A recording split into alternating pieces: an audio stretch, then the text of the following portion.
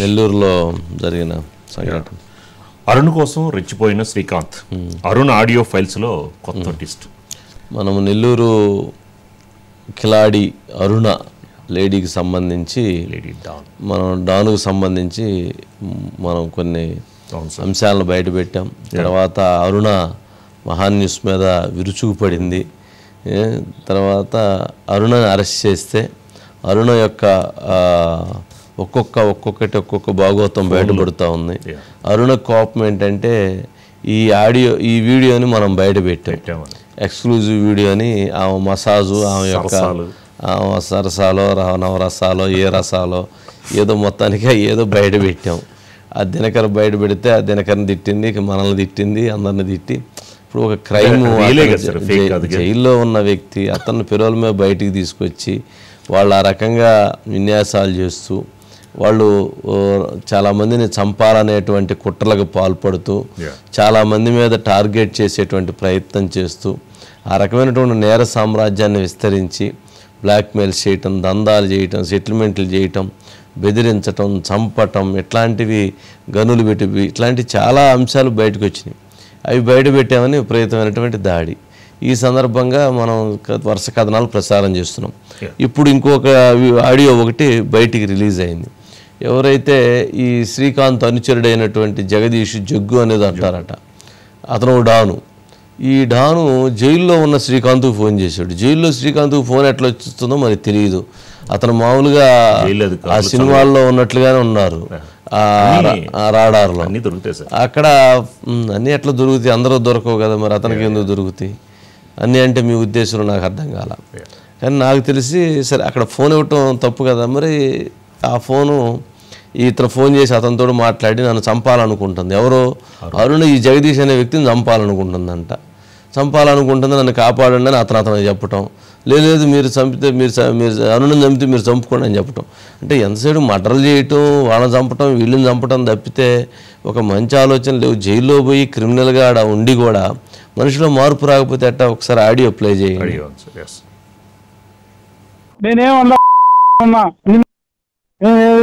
చెప్తున్నా ఉంటాయి సమాధానం. నన్ను చంపాలని మొన్న కపాటపాలెంలో ఇంకో విషయం మధ్యాహ్నం వచ్చింది. రే నీ బతుక్కి చంపడం, సావడం, కొట్టుకోవడం, తిట్టుకోవడం తప్ప ఇంకే ఉండదు. మనశ్శాంతిగానే ఉండవు. నీకు అది అలవాట్లే. వాడు ఒక్కటి జరిగిందంటే పులుసుగా చేసి ఇప్పటికీ అందరికి పెంట పెట్టి సగం మంది జీవితాలు నాశనం చేసి ఫోన్ పెట్టి నాతో మాట్లాడవచ్చు. నేను చంపాలంటున్నా. రాజాకే చెప్పిందినా? ఉంటది. ఆయన ఒక పతివ్రత, నువ్వు పతివ్రత చెప్పేస్తుంది రాజాకి. అంటే ఇప్పుడు అరుణకి ఏం అనలేదు అంటావునా? రే ఇప్పుడు నన్ను 100 అన్నారు, నేనేం అనలా. నిన్ను 100 అన్నారు కదా, నీకేమో చెయ్యాలంటే చేసుకో. ఆ జోలికి నేను చెప్పలేను, మీరే ఆమె చంపేసేయండి. ఏం చేస్తారో చేసుకోండి. ఇదండి జగ్గు అనే అతను నన్ను చంపేస్తున్నారని అంటే మీరు చూసుకోండి, అవసరమైతే మీరు చంపేసుకోండి. అమ్మో, ఒక తవ్వకంలో ఒకటి బయటకు వస్తేనే ఇన్ని బయటకు వచ్చినాయే, ఇన్ని చరిత్రలు బయటకు వచ్చినాయి. అసలు ఎన్ని తవ్వకాలు ఉన్నాయి, ఎంతమందిని బయట పెట్టవచ్చు, ఎంతమంది చరిత్రలు ఉన్నాయి ఏంటో ఈ దరిద్రం. దినకర్ ఉన్నాడా? మధు ఉన్నారు సార్. Madhu good evening. ఏంటి మళ్ళీ ఇంకో మర్డర్ ప్లాను? మర్డర్లో ఏంటి అసలు 24 గంటలు అదే పనిలో ఉన్నారా ఏంది? సార్ ఎంతటి వాడైనా కాంతాదాసుడే అంటాడు కదా సార్. ఎంతటి పెద్ద రౌడీ షీటర్ అయినా సరే అరుణ దాసుడే సార్.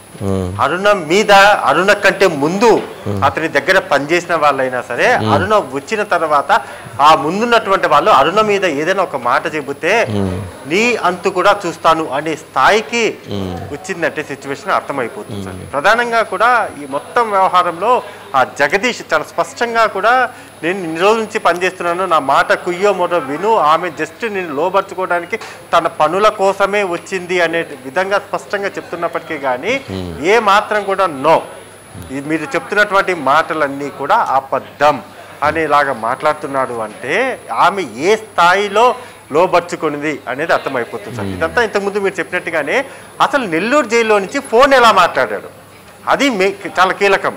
ఫోన్ మాట్లాడడం కావచ్చు, అక్కడి నుంచి బెదిరింపులకు పాల్పడడం కావచ్చు, ఇవన్నీ కూడా ఒక్కొక్కటిగా మీరు చెప్పినట్టుగానే బయటకు వచ్చే కొద్దీ ఇంకా ఏమేమి బయటికి రాబోతున్నాయి ఈ కేసులో, ఇంకా ఎంతమంది కాంతాదాసులు అయిపోయారు నెల్లూరు జిల్లా లేకపోతే చుట్టుపక్కల జిల్లాలకు సంబంధించినటువంటి వాళ్ళందరూ కూడా అరుణకు కాంతాదాసులు అయిపోయారు అనేది మాత్రం చాలా గట్టిగానే వినిపిస్తున్నటువంటి మాట సార్.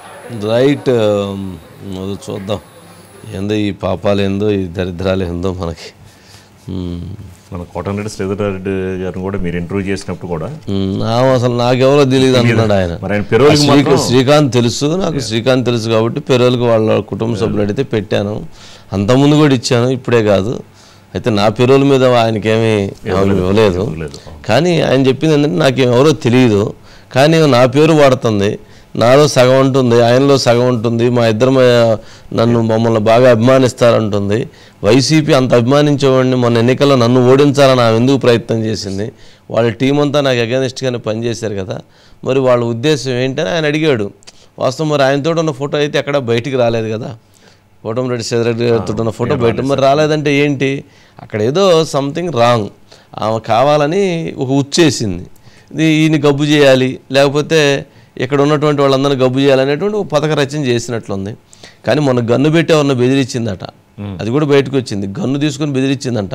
అసలు ఆ గన్ను ఎక్కడిది? ఆ గన్ను ఎవరు ఇచ్చారు? ఆ రోజా ఇచ్చిందా, అది ఇంకోరు ఇచ్చారా? ఎవరు ఇచ్చారు గన్ను? గన్ను ఎక్కడిది? అసలు గన్ను ఎట్లా వచ్చింది ఆమె దగ్గరికి? అది అంతకుముందు హోమ్ మినిస్టర్ తోటి ఫోటోలు, అందరితోటి ఫోటోలు. హోమ్ మినిస్టర్ అవుదామని ఆంధ్రప్రదేశ్ రాష్ట్రం సర్వనాశనం కాకుండా మహా న్యూస్ కాపాడింది. ఆమె ఎమ్మెల్యేగా గెలిచి జగన్మోహన్ రెడ్డి గారి హయాంలో ఆమె హోమ్ మినిస్టర్ అయితే భవిష్యత్తులో అయితే ఇంకా రాష్ట్రం దేనికన్నా పనికి వచ్చిద్దా? రాష్ట్రాన్ని ఏమైపోయి ఉండేది? మనం అది బయటికి తీసుకొచ్చాము, ఆమె అట్లా చేసామని ఆమెకు విపరీతమైనటువంటి అది ఆమె కోపం, ఆమె శాపనార్థాలు, తిట్లు, దండకాలు, విమర్శలు, ఏంటో ఇదంతా. సరే నెక్స్ట్.